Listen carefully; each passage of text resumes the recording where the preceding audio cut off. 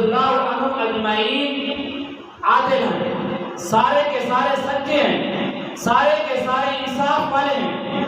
کہ ان کی شریعت کے متعلق گواہی تسلیم کی جائے گی، کیونکہ دین اسلام کو جو دار و مدار ہے صحابہ کرام کی روایات، مرویات اور شہادت پر ہے، اور ان کی جو روایات اور شہادات ہیں ان کا دار و مدار جو ہے صحابہ کی ذات کے عادل ہونے پر ہے۔ اگر صحابہ کرام سچے ہوں گے تو ان کی روایات، مرویات، شہادت مانی جائے گی، دین کی بات مانی جائے گی۔ اگر ہم یہ سمجھتے ہیں کہ صحابہ کرام عادل ہیں،